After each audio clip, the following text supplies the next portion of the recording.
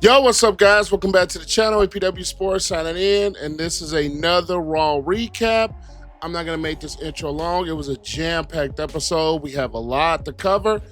I don't want to make this long, so let's get right to it as we kick off the show with another weird thing that happened. I know SmackDown got kicked off kind of crazy.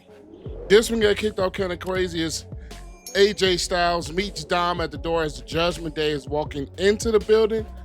And we all know Dom is avoiding AJ Styles at any cost that he can. It is really that, it's just that simple. But then we get CM Punk to open the show to kick off Monday Night Raw in the ring with him cutting a promo out. He only has 2 weeks to prepare for Gunther. He's prepared for that beast. He wants the beast. He came back to WWE for two things. One, main event WrestleMania, which is check. Two, to get a world title. He kind of failed at that opportunity on June 28th, my birthday, and Night of Champions. But he gets another opportunity at a world title at SummerSlam against Gunther. And, of course, Gunther interrupts per schedule and basically says, I am the now. I am the best in the world now. You are the thing of the past. We both have egos. We're both similar. But at the end of the day, I am going to make you even regret even becoming a professional wrestler with what I'm going to do to you at SummerSlam, which I cannot wait for that match. My biasness, of course, I'm going to root for CM Punk, Chicago guy. One of my favorites probably since 2011, 2010.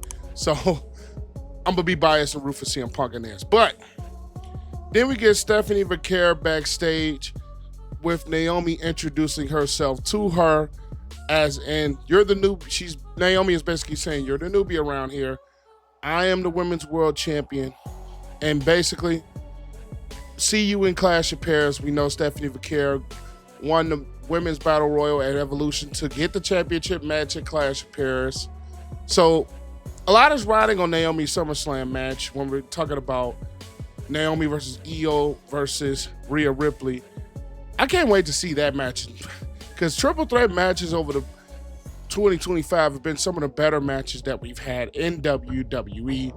So I'm looking forward to that. But then we got our first match of the night, as is a bit of a grudge match from a couple of weeks ago with Rusev taking on Sheamus. And this was another banger, point intended. This was another good match, another back and forth match, and another match where the turnbuckle was involved. This time it goes into the favor of Sheamus as he is able to use the turnbuckle for his advantage, hit the bro kick, and pin Rusev with the 1, 2, 3. Now, personally, for me, I would love to see the payoff, the part 3 of this match happen at SummerSlam in some type of stipulation. I would love to see it because their matches have been really good matches. Now that it's one against one, one with one, I would love to see this particular match have a conclusion, this rivalry have a conclusion at SummerSlam in a part 3. Honestly, I don't know if the WWE is going to pull that trigger, but that is something that I would personally love to see happen, as these two have been given banger of matches in the ring, and Sheamus ended up picking up the win in this particular matchup. Then we have El Grande Americano backstage, aka Ludwig Kaiser, which I've always kind of said that Ludwig Kaiser is built the big funny. It's kind of crazy. But either way, we got those backstage with Dragon Lee, and Dragon Lee is basically saying, you're not the real luchador. I am the real luchador around here, and you're nothing but a phony, as they both get into a brawl. Then we cut back to Lyra and Bayley backstage, and Bayley, and this is after the New Day, the LWO, and the Creed brothers make their entrance for the triple threat tag team match. This was a little weird that Bayley set up a match for Lyra Valkyria against the Judgment Day for the women's tag team titles. Something they didn't get to do at WrestleMania, and she made that a point. But it's a little weird. And then the funny thing is, the method was not explained at this point. So it's a little weird for later on in the night, as the New Day and the LWO and the Creed brothers have this #1 contender match for the tag team titles I still think SmackDown's tag team division is head and shoulders above Raw, to be honest. But there is a little bit of a story now with that match, particularly being a solid match. A lot of it was going after the New Day and the things that they've been doing. And El Grande Americano interferes and hits Dragon Lee. And which you thought at this match, okay, at this point, it's probably going to be the New Day winning. But oddly enough, the New Day kicks out and the LWO finally won something. I don't think the LWO won a match in this calendar year. And they finally win a match to become the #1 contenders for Judgment Day's tag team titles. Are they going to take them? I probably think not. But at least the LWO has something. Because the LWO seems like they haven't won a match in 25 years at this point. It doesn't seem like they've won anything in 25 years. It's been a while since they've won anything, to be honest. So, good thing the LWO gets something, and they're giving a different tag team. I'm surprised they didn't have the War Raiders involved in this, or the War Raiders mentioned at all. It's kind of crazy with them being in the title picture, but now they're not. Kind of interested to see where they go with that. But the LWO finally win something. Then you have Io, Sky, and Stephanie Vaquer backstage. And they were talking about that last match that never really got settled.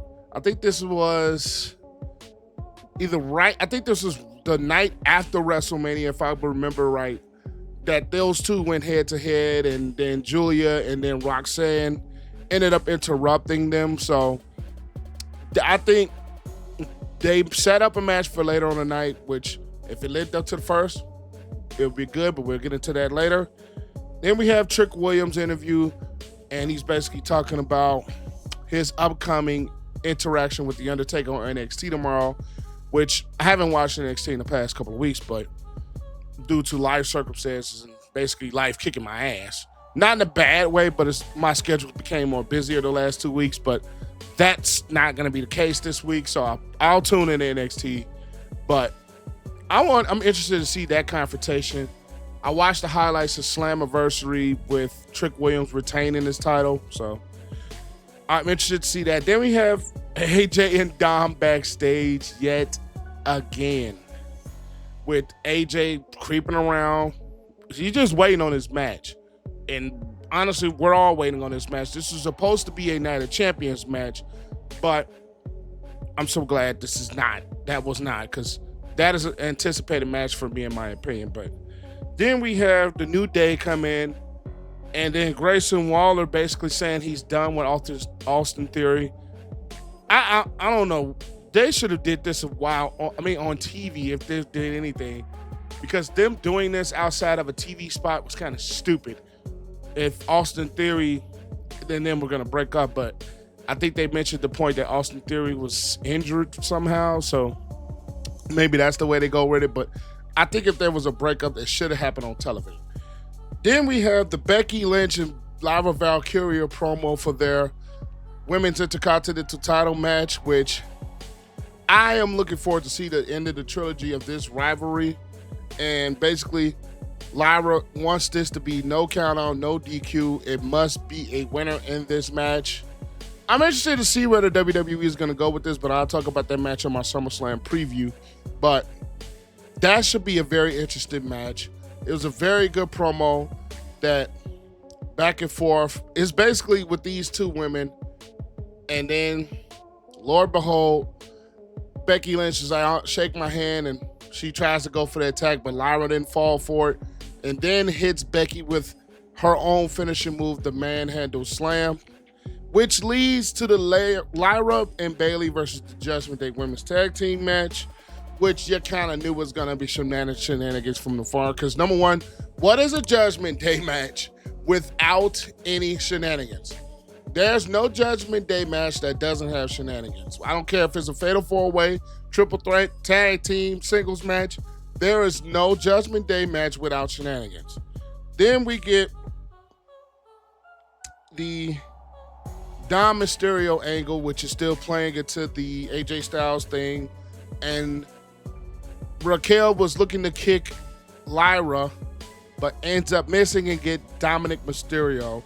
Then AJ comes down again and becomes a doctor to be the one to check on Dom and does the whole CPR thing. And then Becky Lynch gets her head in as we anticipated, pulling down Lyra from the outside of the ring while Bayley almost had the match won. And Roxanne makes the tag to Raquel. Raquel hits the Tahada bomb on Bayley to get the 1-2-3 for them to retain their titles and to head on to SummerSlam against Alexa Bliss and Charlotte Flair. Then we get Sami Zayn versus Karrion Kross, which I thought Sami was going to be out probably until after SummerSlam. Maybe in storyline, or maybe in theory, or maybe the trilogy of this ends up being a SummerSlam match, which the theme is a lot of trilogy matches. But this match was a solid match. Karrion Kross going after the ribs, and then Scarlett gets the ref distracted, hands Karrion Kross the steel pipe, and Karrion Kross ends up using the steel pipe to hit Sami Zayn and get the 1-2-3 for the win. And like I said, this match, could this be an anticipated rivalry-ending match at SummerSlam, or could this be a setup for a possible Sami heel turn down the line? I always told you guys I've never been the biggest on Sami Zayn, but I'll really feel a heel turn is coming. A heel turn is for Sami. It's on the way. But then you have Io versus Stephanie Vaquer, which this ended up being a banger of a match. And could this be a preview of what we're going to get at Clash of Paris? Honestly, I hope not, to be honest with you, because I'll get into that at SummerSlam preview. But honestly, I hope that match is not a preview of Clash of Paris. They set it up that way. Honestly, I hope this ends up not being the Clash of Paris match, even though it could be a great match. And this match was a good match, but for different reasons. I'll talk about that later. But very good match until the rivalry that she has with the Secret Herbers ended up showing his ugly head as Chelsea Green and the Secret Herbers ended up interfering and causing the disqualification with this match again, not having a clear winner. So could they be setting up a match between these two down the line? I possibly think so. And then Io provides the save while Stephanie is getting attacked by Chelsea and the Secret Herbers. Naomi comes from behind after they've taken care of the Secret Herbers and Chelsea Green to attack Io Sky. And then Rhea Ripley comes down and makes the save as all three, Stephanie, Io, and Rhea, stand tall at the end of this. And that was a great match. I wish it would have had a winner, but like I said, they possibly could be setting something up for this down later. Hopefully they could be setting up something with Stephanie Vaquer to have a match at SummerSlam, because I'm looking forward to it. And not just for the because the Devil's Kiss either. The woman is a great competitor in the ring. Then we had the main event of the night, which is Tribal Chief Roman Reigns. But Heyman, Bronson Reed, and Braun Breaker, they're all out. And they're basically saying what he's there the future. And Roman Reigns, not too long, interrupts. My Tribal Chief is back. And he goes into this spiel about how and Heyman tries to avoid leadership while Seth Rollins is out. He tries to get Roman Reigns to basically become the leader of that group and become the leader of them. And Roman Reigns is like, nah, not gonna happen. And the thing about it is, he's basically saying that Heyman is gonna take a lot of the credit for the bloodline. And he was like, no, how you can take a credit for a wrestling faction when basically the bloodline was basically all family outside of Sami, which was they were ingratiating family, or how the term you could put it.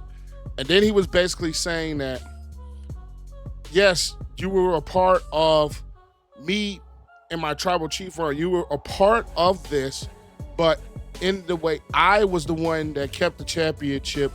If anything, it was the Usos, it was Solo, it was Sami that basically helped me keep this title for as long as I did, which is all true. And basically saying that Paul Heyman is a dumbass and he is going to turn his back on Bron Breakker and Seth at some point when they become the title holder. And when they become the title holder, he's going to do things to try to take all of the credit for making them stars. And Roman is basically saying, and we know Bron Breakker's keep trying to get at him. He's like, calm down, Joe. You're going to want to listen to this. And Lord behold, Bron Breakker is saying that I am the future. I am the now of the WWE. You're nothing but the past. Maybe you should do what you do best and leave. And Roman, of course, says, hey, I didn't hear anything you said. If you want to use a mic, use mine. And that's when he hits Bron with the Superman punch, attacks Bronson Reed, and only for him to get hit with the spear by Bron Breakker. And it looks like they're trying to set up for a tsunami. And Roman's cousin Jey Uso comes out and makes the save. Now, that ends the night, but I do think that is going to be a SummerSlam match with Roman and Jey versus Bronson Reed or Bron Breakker. It looks like that's going to be the match. They haven't made it official yet at the time of me recording this. They probably put it online or something that I haven't seen yet, but that's probably going to be the SummerSlam match. And could Seth Rollins' injury be a storyline? We shall see, because Paul Heyman did say in the midst of that he's going to be out for a long, long, long time. I don't know. This is setting themselves up to be some kind of a mess if his injury is not legit. But I don't want to make this too much longer. I've been talking too much and too long already. But that is my Raw recap. APW Sports signing out. Make sure you guys stay safe. Have a great and excellent day. And I'll catch you guys later. Peace.